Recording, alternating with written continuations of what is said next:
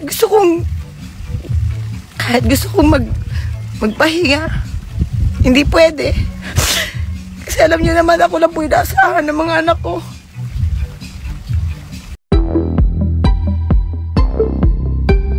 Komedyanteng si Pokwang di napigilan ang maging emosyonal at tuluyan ng napaiyak habang naglalabas ng sama ng loob sa kanyang latest live video. Ngayong araw ng Sabado, November 11, ibinahagi ni Pokwang ang ginawang pangloloko sa kanila sa pamamagitan ng GCash, kung saan natangayan sila ng humigit kumulang 85,000 piso. Ipinakita pa ni Pokwang ang mga naging transaction sa kanilang GCash account.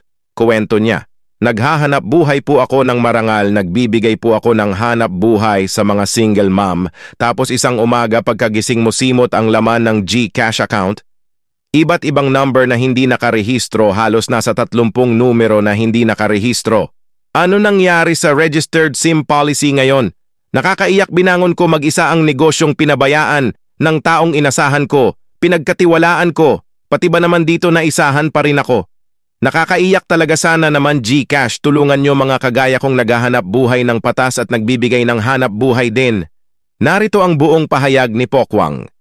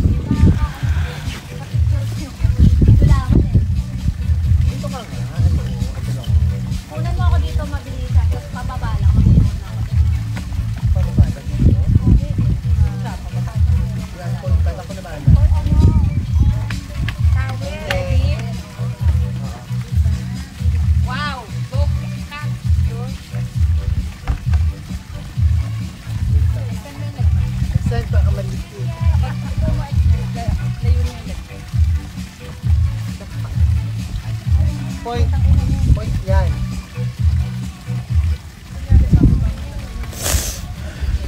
At tutang ina ang haba. Mabilis lang daw. Point. Harap dito. Putang.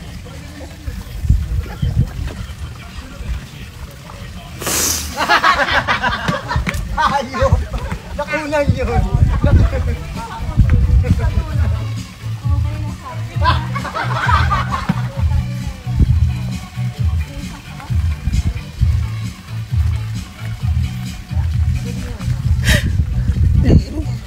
Hindi ko po alam sa kung sisimulan. Pero magla-live po ako para sa awareness.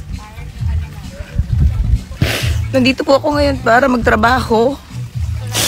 Nandito po ako ngayon sa Marinduque para magtrabaho. Kahit gusto kong magpahinga, hindi pwede. Kasi alam niyo naman, ako lang po yung naasahan ng mga anak ko. Kaya po binangon ko yung negosyo ko. Siguro naman aware kayo doon sa Mamang Pokwang's Gourmet. Binalik ko po yung negosyo mag-isa. Ibinangon ko po ulit mag-isa. May mga kaibigan po akong tumulong. Nagpahiram po sa akin ng pera. Isa po si Ochi Diaz dyan. Binangon ko po yung negosyo. Ang ganda po. Nakakabalik po ako unti-unti. Nakapagbigay po ako ng trabaho sa mga single na mama. Yung pinagpaguran mo, yung naipon mo, pagkagising mo isang araw, wala na. GCash, baka naman may magawa kayo, nasimot po yung pera namin. Nasimot po yung pinagpaguran namin. Kasama po yung pampasweldo sa mga tao.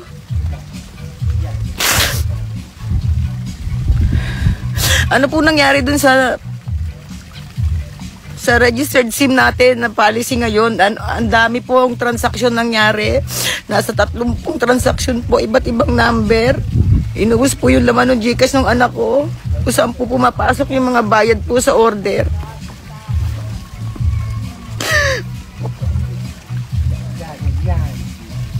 Nakakalungkot lang kasi lumalabang ka ng patas, naghahanap buhay ka, tapos may mga taong ganyan. Ngayon lang po ako bumabangon ulit sa negosyo ko.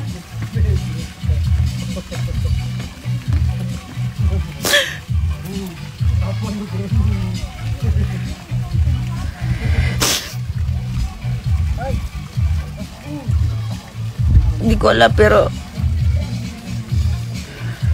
sa mga gumawa niyan, bahala na po Diyos sa inyo.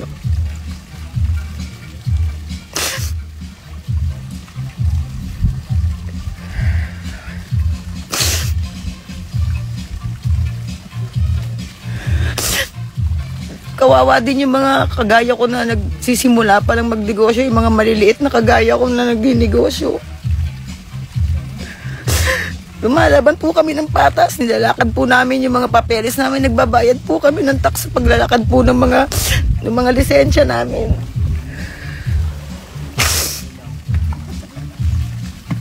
Sana na magawa nyo ng paraan. Wala na yun, lipad na yun.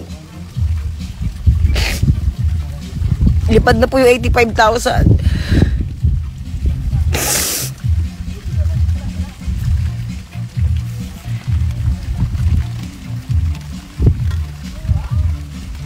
Lord, bahala na po kayo.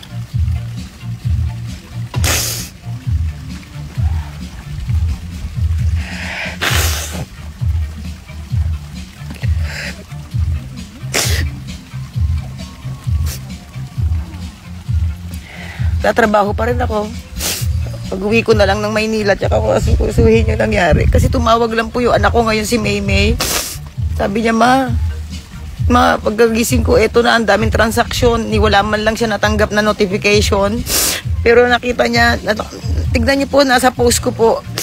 Nasa post ko po dito sa Instagram ko ano po yung nangyari. Naubos po yung pera namin sa GCash.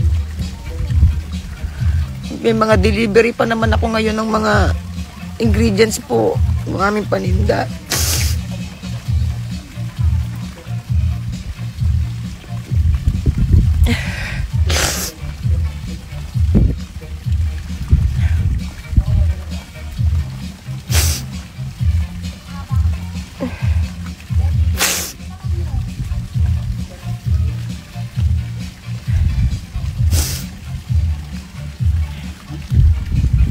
Sige po. Parang inside job eh. Ewan ko, hindi ko alam.